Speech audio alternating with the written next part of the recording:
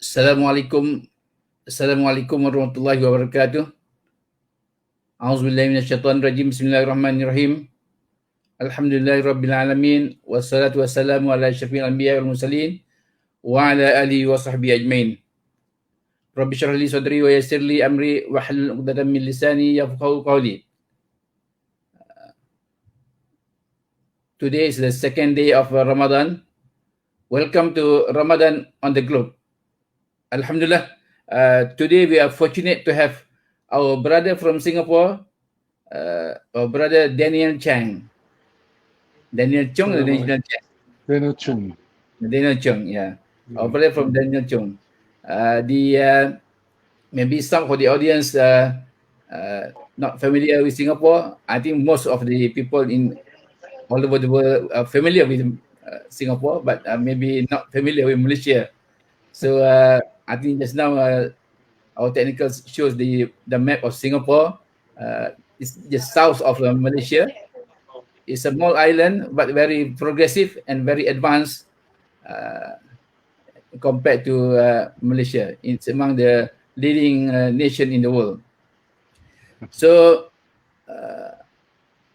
welcome our brother to join me today. I'm very happy that you can spare your time to be with me as my guest today. Our session will be in casual manner, so that it's not an interview session. It's just casual.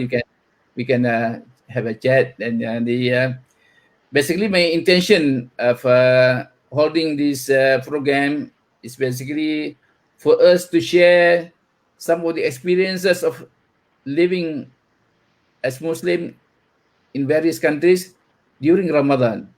Ramadan is special, and also we know that the hadith Rasulullah says that Ramadan is special, and Allah only reward for those who fast. So we take this as a special ibadah. So we thought we can share these practices among the Muslim from selected countries in the world. We started yesterday with our brother from St. Petersburg, Russia, and Alhamdulillah, we have Brother Chung today. So for the audience, please like the program, and please share the link to your friends so that they can also join this program, insyaAllah. Okay, we start with the we want to know about a little bit of background of our brother here. Which part you stay in Singapore? Assalamualaikum everyone. This is my name is Brother Daniel Chung. I'm staying in Singapore currently, and been staying in the north part of Singapore, closest to Malaysia, in a little area called Woodlands. Woodlands, So yeah.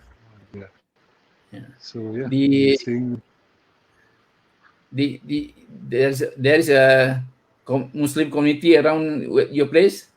Alhamdulillah, we have a Muslim community around my place, and also in general, currently in Singapore, out of the population of 5 million, we have 15% of the populations are Muslims in Singapore at the moment.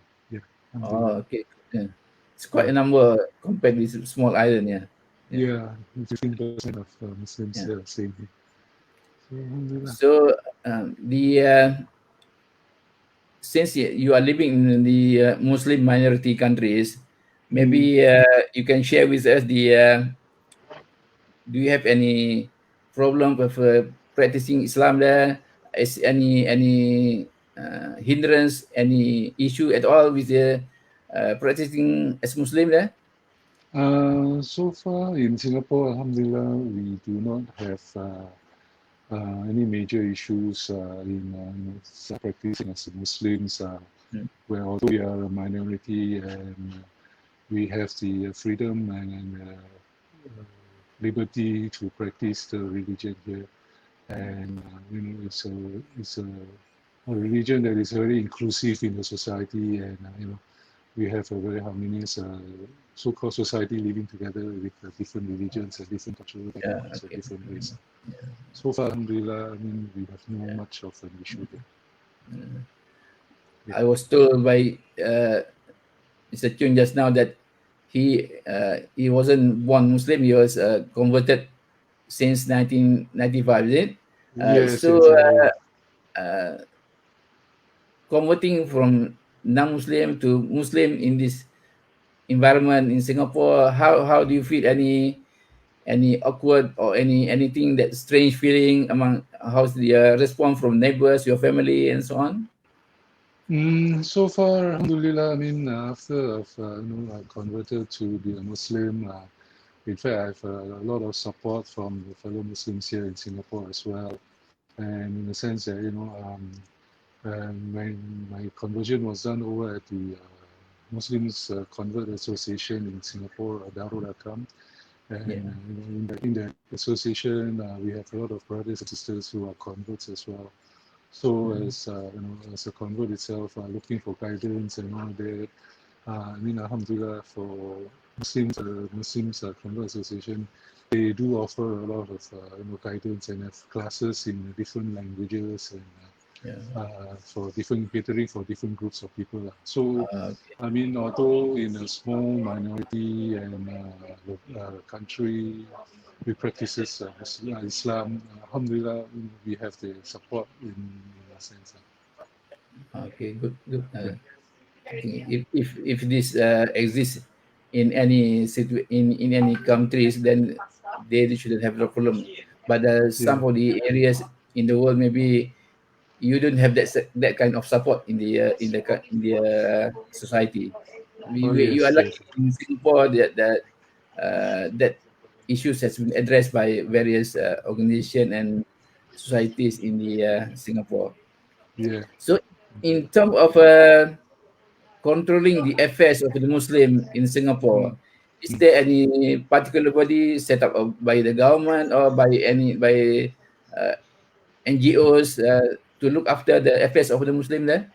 Oh yes, we do have an organization from the government that looks after the affairs of the Muslim, which is the Religious Council of Singapore, Majlis Ugama Islam for MUIS for short. MUIS. Yeah. So I mean they cater to look after the affairs of all the Muslims here. Supporting the Muslims and doing giving us the monetary benefits and all this to ensure that the Muslims, whatever we need for running classes and things like that, they are giving us the support. In terms of working environment, is there any constraint or is there any facilities by the government, let's say in the government office or private institution, whether they allow you for Friday prayer to go out extra time or give you holiday during Hari Raya? Oh yes, we do have these arrangements from the companies, alhamdulillah. I mean, in Singapore, we have a lot of companies that are they are very understanding, and also in fact, some of the government departments in Singapore for Friday prayers, they are allowing the Muslims brothers to have extended lunch hours, for Friday prayers, to attend the Friday prayers. Yeah. So alhamdulillah, yeah. So there is no issue that. There's no major issue. I mean, in fact, some of the offices also, like the place I'm working, we have musallas catered for Muslims for us to perform the prayers there as well. Yeah. So yeah, alhamdulillah, yeah. Okay. So it's really not much a challenge for Muslim to live in Singapore. Yeah, so far I would say alhamdulillah, for Muslims to live in Singapore we don't encounter major challenges. Because you have all the facility, I think almost everywhere in Singapore. In Singapore we have 73 mosques in a small island itself. 73 mosques. Oh, Yeah. it's a lot. Yeah. You can choose every night different mosques. Yeah, different mosques for Tarawih, and I still cannot complete within a month. 73. You you stay in Woodland. What's Yeah. the most nearest to you? Well, we have the most near to me will be Masjid Yusuf Ishaq, which is Oh, one of the newest mosques in Woodlands. Yeah, in fact, in Woodlands itself, we have the location that I stay in have two major mosques, yeah. which can accommodate 3,000 congregants for Oh, one 3,000. mosque. It's a big Yeah, one. Yeah. yeah, it's a very big mosque for two mosques. So the two mosques can congregate can U- fit in 6,000 congregants, inshallah. Usually they are full during For prayer. Friday prayers, they're full. Even Tarawih, they're all full. Uh, Normal prayer. Normal prayer as well, yeah, especially for Maghrib and Isha, there are quite a Isha, lot of yeah. people. Yeah, Yeah. yeah, Okay, it's about the same in Malaysia here. yeah, Less people during Fajr prayer. yeah. Fajr and Zohor, because I think majority of the people during Zohor after they're still They're working. working. Yeah. Yeah, so they have, I mean, they will go to the mosque near to the house. So Maghrib, Okay. Isha, inshallah. So coming back to Ramadan, is there any special program that normally bring practice in Singapore, beside the Traweh prayer? They do normally arrange uh, Jamaah breakfast, iftar Uh, Yeah, in the mosque. we have what do you call it, iftar over at the mosque for Ramadan. But however, during these 2 years, due to the COVID COVID. Yeah. situation, we stopped that. Yeah. So They stop. previously we do have a lot of iftar breakfast activities in the mosque, Yeah. as well as during Ramadan, especially for the main mosque in Singapore, the National Mosque, Masjid Sultan. We have invite people from different religious background and different cultural groups to join us for the breaking of the fast in the Oh, mosque. Yeah, from and various we communities. Good, yeah good. yeah we bring them around and show them the particular areas in the mosque, the Yeah. prayer area, the wudu area, and things like that. So and explain a little bit of the background of the Islam religion, Yeah. about the 5 pillars and all this. Yeah. Okay, So good. that's it. They are welcome to come to see at the mosque. Yes, yes. I went to happen to be in Hong Kong one time. Uh, All the non-Muslim can visit and can go upstairs to see the imam inside the yeah. mosque, have Yes, go yes. around. But not many people have this belief that you are free to bring non-Muslim into the mosque. Yeah, yeah. So Yeah, yeah, I guess we need to make an effort to change yeah, yeah, that thinking that yeah. The thinking. non-Muslims cannot Yeah, enter the mosque. yeah. How they are going to be interested in Islam? Yeah, Unless exactly. take example from us. If you don't show Yeah. them the place of worship, you don't show them the Quran, how will they know what Islam is? Yeah. So do you Yeah. have in Singapore bazaar, Ramadan bazaars like in Malaysia? Yes, we do. But however, like this year as well, during the This year, COVID no. years, we stopped the bazaar for 2 years. I mean, 4 years. we used to have the bazaars every year over at certain locations in Singapore and around the main mosque, National Mosque of Singapore, Masjid Sultan. In Always front of Sultan. the mosque, they will have the bazaar there every night for 30 days, 30 nights. Yeah. In terms of the response Uh, from the public in general, when we yes. are in during fasting month, Yeah. is there any some of the non-Muslim here Mm. they look forward for Ramadan because they want to join the bazaar. Yeah. How do you think about that? They do Oh, similar. same. Same in Singapore as well. I mean, we have a lot of the non-Muslims as well, but during month of Ramadan when we have the bazaar, they'll be like, oh, so excited, they want to go and visit the bazaars. And in fact, some of them go to the bazaars and buy like baju kurung and sarong and trying to put on and to get into the atmosphere. So Yeah. yeah, we do. Do you have a program like Qiyam, the last 10 days Ramadan in the Yes, Alhamdulillah. This year we have the Qiyam for they the allow last 10 this year? days. They allow this year. They have, although with safe measures, which we know the distancing and the temperature check and all that. Alhamdulillah, they are allowing the Qiyam this year as well. And in fact, for this year as well, the mosques are opening up for Jama'ah for the Tarawih. Whereas last year they were closed due to the COVID. So close, yeah.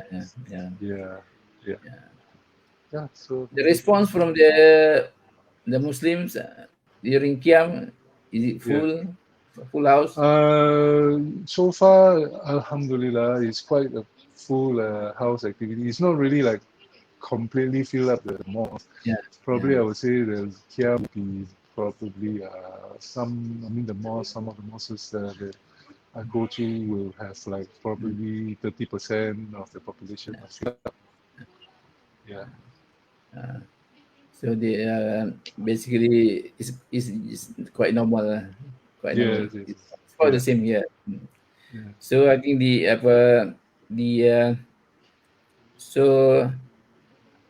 I think we don't have much photo except the I think Masjid Sultan. The Masjid Sultan, because last Saturday they have the light up for Masjid Sultan the light up. To welcome the month of Ramadan. Okay. So you happen to be there. Sorry? You happen to be there at the time. Yeah, because I'm also an active volunteer over at Masjid Sultan. So okay. I always Maybe next time I visit, I'll see you there. Inshallah. If next time you're coming down, you do let me know. I can arrange. So the last point, do you have any advice for the Muslim in general? Some tazkirah to share with us? Well, I don't really have anything to share. I mean, not major tazkirahs or just because my simple advice for to as a Muslim is always like I mean, we need to show the non-Muslims the life of the Muslims, and we need to portray ourselves as a Muslim and not being taken as a misconception that Muslim is it's a religion that encourages a lot of violence and all this. I mean, at the end of the day, for me, it's always like live as a Muslim and show Muslims the world through your practices and your activities and your dealings with other people, regardless of the race of the religion.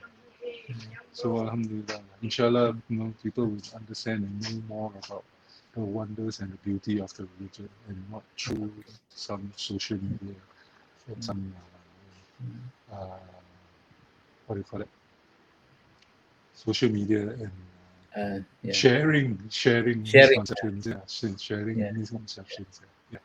I think that's a very good advice by our brother. In fact, that's what has been encouraged by the Prophet Rasulullah SAW, that we show example through our deeds rather than we try to talk a lot rather than we don't show that through our deeds. Normally we talk so nice, but our action is differently. So we hope that all of us, including me and you and all over the audience outside there, that we try to practice Islam as much as possible, close to the way that the Prophet has been showing us through our hadith and so on. The example will attract people, will encourage people to know more about Islam, rather than we hear here and there hostilities, terrorists, and so on. So all the bad brands belong to Muslim. We change that towards so that everybody like Islam, insyaAllah.